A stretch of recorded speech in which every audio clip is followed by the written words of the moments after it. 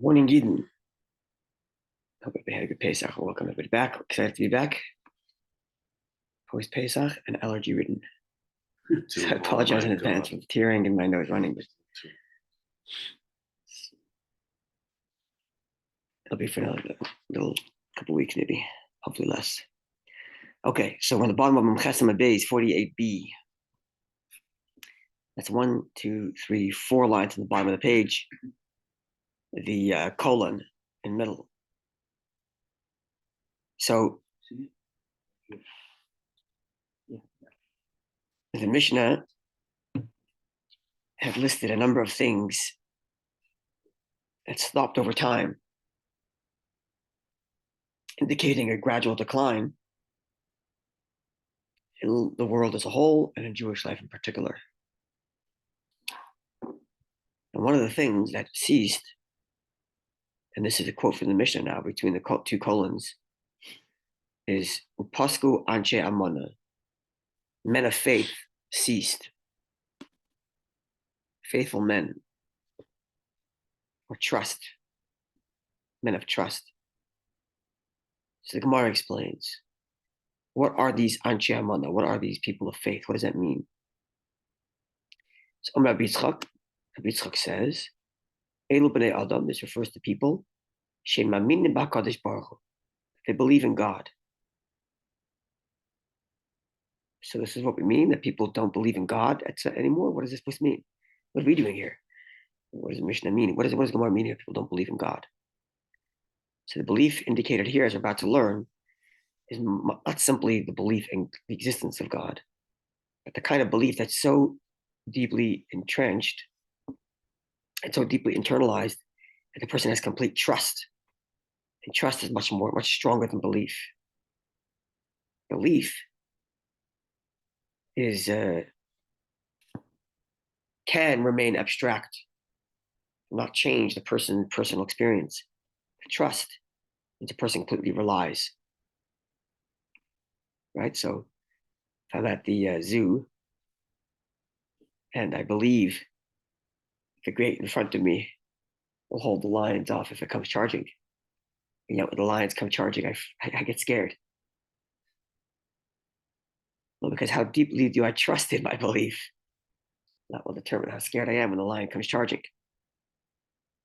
Right? In the words of the Ein Yaakov, actually, the Ein Yaakov translates the Gemara Brachas, Ganva pum machtarta rachmana karya, that the thief, as he stands in the threshold, about to enter the room, about to enter a home to steal, seeks out, the Hayom Yom famously quotes this, the thief stands at the threshold about to steal, and he turns to God, praying for help. Help. So he believes in God, and he's praying to Hashem to help him, but that belief is not strong enough to stop him from actually stealing, because he believes in this in a theoretical sense. That's not a deep trust, completely reliant, right? And that's actually the meaning of this book, Sha'ar B'Tachan, right? This is from the famous Chovos HaLevavos, the famous duties of the heart, and gate 13 it is, or 14, which one is it? Gate 4. It's earlier, gate 4? Gate 4, yeah. Okay. Gate 4 is called the gate of trust, not the gate of belief, but trust. Sha'ar B'Tachan. We're learning it here in the morning before davening at 6:30. Welcome to join. And that's what it's all about, not just faith in existence, in the abstract that God exists and God runs the world, but such a deep faith that leads to trust. That's real Anshe Amana, men of faith. As the Gemara presently describes. The Tanya, as we learned, Rabbi Lezer Gadol says, listen to these words. Anyone who has bread in his basket, and says, Ma what am I going to eat tomorrow? So he's got one loaf of bread left. And he's stressed, what am I going to eat tomorrow? This person literally has small faith. I'm not talking about someone who's got a savings account and he's stressed what's going to happen in retirement. The guy's got a basket with a loaf of bread for tomorrow. And he asks, what am I going to eat tomorrow? You have a loaf of bread. What are you asking? You don't trust in Hashem that's going to be there. And the next day, you don't trust that the next day you'll make enough money to pay for a piece of bread for the next day. Can you imagine that? Right. So it's a very lofty ideal, but as we learn in Shar B'Tachan, it leads to the most stress-free life. The person has complete trust in Hashem and complete trust that there's two parts to trust. There's trust number one is Hashem will provide. That's one level of trust, which itself is a source of comfort and antidote to stress. Hashem's gonna take care of it. I'm not to stress. Kids don't stress what's going to be for supper tomorrow. They have complete trust in their parents that they provided supper for tonight. They'll make supper tomorrow. The parent might be stressed about how he's going to get supper for tomorrow, but the kid's not stressed because he cut his complete trust. And in theory, we ought to feel the same way about Hashem. Hashem provided supper yesterday. He'll provide supper tonight. We don't have to stress about it. That's number one. And number two is the trust that the way it is exactly the way Hashem wants it to be. So it doesn't look the way you think it's supposed to be. Okay, so that's your vision. But trust in Hashem that the way it is exactly the way it's supposed to be. There's two layers. A, that Hashem will provide, and B, whatever it happens to be, this is exactly how it's supposed to be. Is it like that? Because it's even if, let's say you said you have that last piece of bread, you trust that tomorrow you'll get another one. But is it even like supposed to be like even more trust in that even if you don't have the bread, it'll be fine? That's a good question. That's what it needs to be. That's a good question. Accept it and that's it. That's a very good question. And because what if you don't get the piece of bread? Then that's it. There's no, like, did someone let you down? Or it's just supposed to be that even if you don't get it. That's a very good question. I was thinking about that because he doesn't say. So it's almost as if like if you have no bread and you ask, what am I going to eat tomorrow? It seems like he doesn't consider that a lack of faith. He says, anyone who has a slice of bread in his basket and says, what am I going to eat tomorrow? He's lacking faith. So the person who has no bread, is he lacking faith? It's a good question. It seems like there's a threshold at which point the human condition is acceptable. Like the human condition distress is acceptable. So it's a little bit validating. Like, even the Gemara can acknowledge that the human beings at some point just get into stress and there's not much you can do about it. Maybe there's something to that. Actually, I was thinking about that. Another thing we should mention here is Rashi adds this, and it's quite interesting because I don't know where Rashi gets this and why Rashi makes this comment. But when the Gemara begins by saying that Rabbi Yitzchak says that the Anshe Amon are people who have faith in God, right? And the Gemara goes on to say it's people who have trust that they're going to be provided for. Rashi adds a layer here. And Rashi says that people who have faith in Hashem therefore splurge on mitzvahs and are okay spending a few extra dollars on mitzvahs because they trust they'll be okay. Go ahead. It's like it's an unfortunate statistic that when in times of financial uncertainty and people look at making budget cuts, the first thing to be cut is their charity. It's the first thing people start to cut, right? No one's. That's the source of. That's right. They cut charity before they cut their vacation allowance. That's just the nature of things. So cut on like Shabbat and the holidays and that's all right, that. and it's Shabbos and the holidays, and then we won't get the best pair to fill in, and we won't get the nicest mezuzah. I heard something interesting about that. How like on Rosh Hashanah, basically God decides what everyone will get, how much they'll get for the whole year, except for what you spend on Shabbat, because that you get back. That's Whatever correct. you spend on Shabbat, you spend on Shabbos is not part of the. Is not part of your allotted amount. And the same thing is true of Jewish education, tuition, and other such things. So we actually add that layer in he says here, for the Noi Hider mitzvah, for beautifying the mitzvahs, for tzedakah, for the expenditures of Shabbos and Yom Tov. Those are the examples Rashi gives as people lack faith and therefore cut the expenses there because they're nervous about what's going to happen. And on that note, it just my great-grandfather, my great-grandfather, my mother's father's father, his name was Mr. Menashe Treidel or Morik Treidel. was a survivor who came to Canada, Montreal, and God blessed his business and did very, very well. And he was from the early supporters of the Jewish institutions here in Montreal, the early days of the Yeshiva Gdela, the early days of the Chabad Yeshiva, the early days of the camps here, the mikvah, all the early Orthodox organizations here he was involved in at the time. He was the kind of person who, like, when the Satmar Rebbe came to town, he stayed in his house. He hosted weddings in his home. People couldn't, for what it was, before they built the kosher hall at the yeshiva, he would host weddings in his house for survivors, for people with nothing. That's who he was. So he, as it happens in business, he fell on hard times once. And he was in a private audience with the Rebbe. And he told the Rebbe about his financial stress. And the Rebbe listened, and the Rebbe said, make sure you increase in your charity. And I suppose the Rebbe can read his facial expression. And the Rebbe said, but do so happily. Do so with joy. And he did. He increased his tzedakah. I can't speak to the level of his joy, I don't know. But with Hashem's help, he made it back and then some. He made it back, and much more than he was even before he had that hard time. So this is kind of what Rashi is talking about here. People have true faith in Hashem. They don't know what their priorities are. Hashem's a source of parnassah, and you don't cut out your best business partner when you're going through hard times. You invite him in even more. Right? That's what tzedakah is, inviting Hashem as a partner. So he's your best business partner. You cut him out when things are going tough. That's a bad business strategy. You got to invite the best business partner even more into your business. Maybe he doesn't feel invested enough. You got to bring him even more, and then hopefully, with Hashem's help, the business will grow.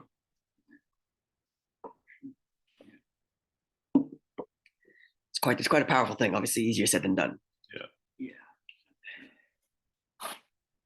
Okay. Gemara continues.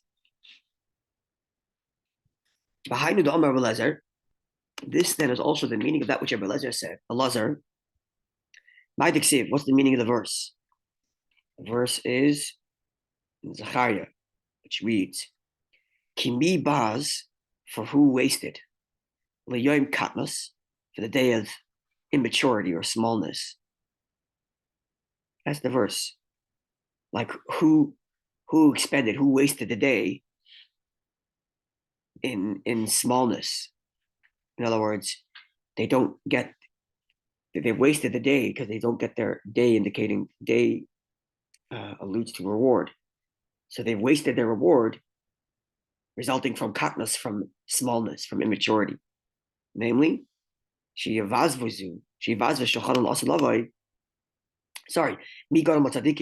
what causes the righteous? That they should ruin their table in the world to come. Katnos, the immaturity that they had, the smallness that they had. They didn't properly have faith and trust in Hashem. What's interesting here is that the Gemara refers to these people as tzaddikim. What caused the tzaddikim to have it's not like the lack of trust indicates a person's wicked. And that's why he doesn't have his share in the world to come. No, the person's the righteous. Who caused the righteous? That these righteous should lack in their reward, their immaturity, their lack of faith. Right? So it's not as if the lack of faith indicates some lack of righteousness. The person could be a good Jew, does everything he has to, but he's still anxious, and therefore maybe he's going to cut a corner or two on a mitzvah. God forbid, give up the mitzvah. He's still going to do the mitzvah in its entirety, but not going to pay the full amount. So he'll do his 10%, but he's not going to do the extras like he used to. Maybe a little bit, or not do it happily, or not do that, or exactly, or maybe do it a little more heavy-hearted, not with such joy as he usually does. And this God forbid, not righteousness notwithstanding, ruins his table in the world to come, as the Gemara describes, says it here. Okay, so having raised this verse, says the Gemara, Rava says that the word katnos, which we translated as a immaturity, a lack of faith, smallness in faith, Rabbi translates that word in this verse, ki mi baz liyom katnos, for who wasted the day. Katnos, the immaturity, he describes it as katne b'nei rishayim, the small children of the wicked. So it's as opposed to the Rabbi Lezer's interpretation that it's talking about the righteous, and they wasted their day, they wasted their reward because of katnos, because of their small faith. He says it's talking about the wicked, and the wicked's day got wasted, or the wicked day becomes baz, means like embarrassed or shamed, as opposed to wasted the way we just described it, is their children. Katnos, their children, the small children. So explains the Gemara. Shem mevazvazin, top of 49a. Shem mevazvin din aviyim la'asad lavai. They these children, they make fun, or they what's the right word? They not make fun. They disparage. They disparage the judgment of their parents in the future time. Rashi explains it that when it comes to the judgments of their father, they say lafana, before the Holy One, the Banishna, the Master of the universe, because you're anyways going to pay them, give them their due in the world to come. Why did you break their teeth in this world, in our death? In other words, what the Rabbi is saying is that this verse is describing children who turn to Hashem and say, you're going to punish our parents for children who die young, children of the wicked who die young. They come to Hashem and they say, why did you have to ruin their life in this world that we had to die if you're anyways going to be judging them and punishing them in the world to come? And that's what this verse is talking about. Mi baz in other words, the yoim, the verse which says, right, the verse says, mi baz yoim. What's the verse? Right? Ki mi baz yoim, who wasted or disparaged the day, katnos, the smallness. So we translate it as who ruined the day, the reward, the smallness of faith. Here we translate it as who's the one that disparages Yom, the day of judgment. Who disparages the day of judgment? Katnas, the children. The children come and complain before God. What kind of system of justice is this? We had to die young because you want to punish our parents. You're going to punish them anyways in the world to come. It's a different way of understanding it. So the Gemara gives no commentary as to what exactly the point of this. Maybe for other people to see. Sorry? Maybe for other people. Right. So the Gemara doesn't say. That's right. That's a good point. So the Gemara does not say what God's response is. It doesn't say what God's response is. Almost like it's left to be learned after this world. Something like that, or it's like, or perhaps the Gemara is leaving it as an open-ended question, and that it's okay to have this question to God. There's nothing here stated that indicates that the children were somehow like told off. Yeah, have the question. You can ask God that, and it's okay. You don't understand God's system of justice, right? The Gemara leaves it. This is the end of the commentary. No, like follow up. Okay, so now what? Now what? Nothing. It's leaves like that.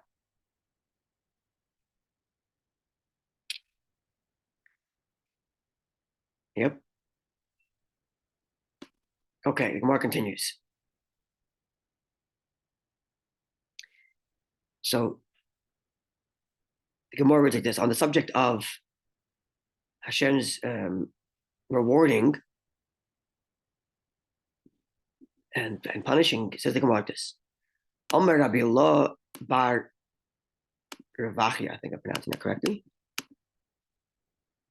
Rabbi Lo, son of Ravachi, said, Il Malay Tfilose Shal David, were it not for the prayer of King David, or Yekol Yisrael, all the Jewish people would be Moichre Ravav, sellers of Ravav, I believe, is a kind of glue. It's a kind of glue. And it's, as Rashi points out, it's not a very pleasant thing to work with. And it sticks to one's clothing. It's not such a pleasant thing to work with. And only someone who's desperate works with this kind of thing.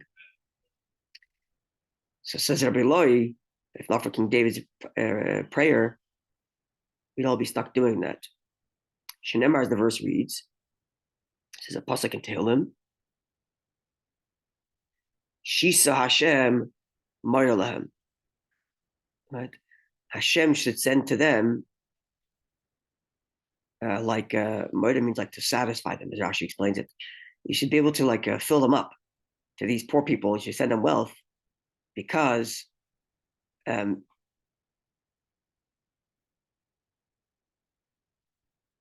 right, so that they should have they shouldn't degrade the Jewish people. That's what the pasuk says. The pasuk continues reading. It's pasuk telling Shisa Hashem Moira Lahem Yedu Goyim Enoi Shema Sela. Hashem should send to them like wealth, so that the nations respect them and know that they are people and not gods. Now, it's not the only one. In other words, if the Jews were disparaged and they were great, they would think that they're like gods. They are greater, and therefore Hashem provides. This is King David's prayer that the Jews should be given parnassah in a dignified manner, so that they have the respect of their neighbors.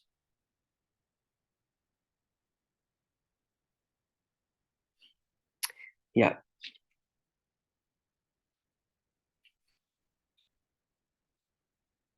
Okay, Gemara continues. For Rabbi bar Levi, Yivrachia, I'm not sure I'm pronouncing it correctly. For another statement from Rabbi Levi, son of Yivrachia, which reads like this, in the same vein. Were it not for the prayer of Habakkuk, you based on the people would be so poor that two scholars would miskasim betalas achas, would cover themselves with one blanket. They wouldn't be able to afford, talis literally means a blanket. We call it talis, our talis, but talis actually is just a description of the cloth. The tzitzis is what makes it the mitzvah. So two scholars would need one blanket to keep themselves warm because of how poor they would be if not for the prayer of Habakkuk being one of the minor prophets. And they'd be busy studying Torah, cuddled together in one blanket to keep each other warm. Shenemar, as the verse reads, Hashem shamati shimacha. I heard your voice. Yaresi Hashem pa'alecha. I fear God, your activity, your actions, or I perceive or wonder in your actions. Bekerev shanim, from amidst the years, chayeyu of life. And the verse goes on to say, Bekerev shanim, amidst the years, tadia bereg ezrachem tizkar, is known in wrath and should be remembered in compassion. So the pasuk is simply saying that Habakkuk is saying that throughout my life and years, I perceive your life and your providence and what you do. That's the simple meaning. Now the pasuk says, "Bekerev shanim chayeyu," throughout the years of his life. Now it could be read, says the Gemara, as throughout the years, chayeyu, he's enlivened, as in he's granted health and sustenance. So says the Gemara, I'll take your bekerev shanim. Don't read it simply as throughout the years, ela bekiruv shnayim, but in the closeness of two. Play on words. Kerev can mean amidst or can mean closeness. Shanim could be years or shnayim two. So if we change the words from bekerev shanim, from amidst the years, to bekerev shnayim, to closeness of two, it's almost as if you're saying from the closest of two together or huddled together to know you, chayeyu, that's where you gave them life. And this is Habakkuk's prayer, that two people are huddled together trying to keep each other warm, and they're still trying to get to know you, and therefore chayeyu, therefore give them life and give them abundance and so on. So this is Habakkuk's prayer to Hashem to provide for the Jewish people. So we have it's almost, you can think about this as two different attitudes towards wealth. You have the King David model, which is give them wealth so that the nations respect them. And the second, give them wealth so that they can get to know you better, because they're trying their best to figure who you are, to discover you, to learn your Torah, to discover you in this state of poverty and depravity. So grant them, so that they can be able to serve you better, which is it's not just a prayer, but it's also kind of a teaching of how to look at wealth. In neither of these two prayers does King David or Habakkuk say, well, give them sustenance because they need to live. It's either because the nations need to respect them or so that they need to get to know you, which is a kind of a way of looking at wealth.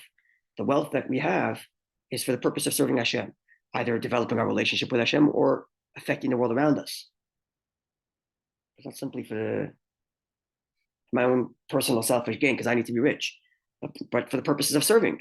And whether the service is by promoting the word of Hashem throughout the world or by developing and being able to learn. If I don't have to stress about Parnassah, then I can learn better, I can daven better, I can give tzedakah more, I can be a light unto the nations, as King David would put it. Right? It's not just a question of prayer for Parnassah, but it's also teaching us the attitude toward that wealth.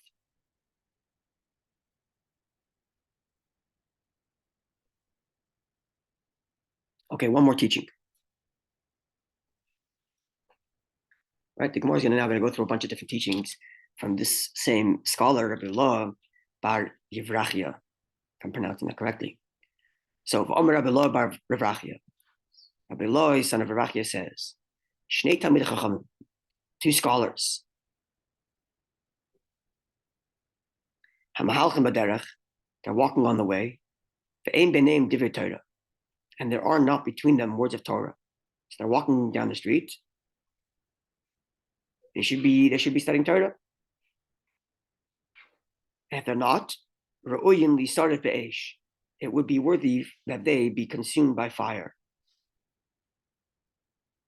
Well, what kind of right is? We learned this before. What kind of right do we have to walk on the earth? Literally, physically. Why should we be stomping on the earth? Unless the earth can look at us and say, I'm providing a service to you. Right? The earth is providing a service to us by allowing us to walk on it. Why is it providing a service? Why would the earth care to provide a service for us that we should walk on it? Well, if you're talking Torah, if you're talking Torah, then it's worthy of doing a service. If not, consumed in fire. What are you wasting everybody's time for? Right?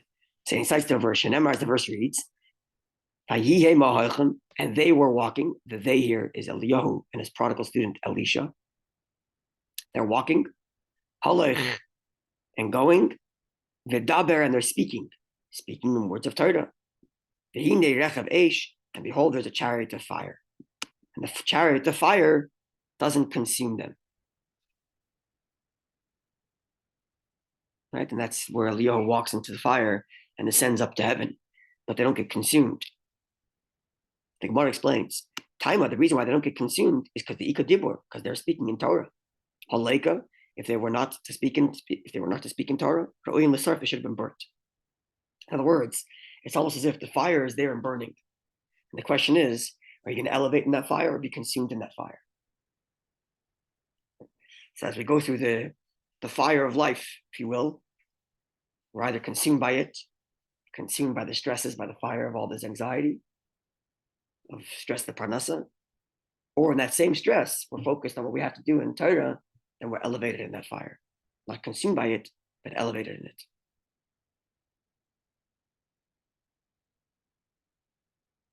Okay, God willing, tomorrow, more statements on from Rabbi Levi bar Yevrachia on the study of Torah.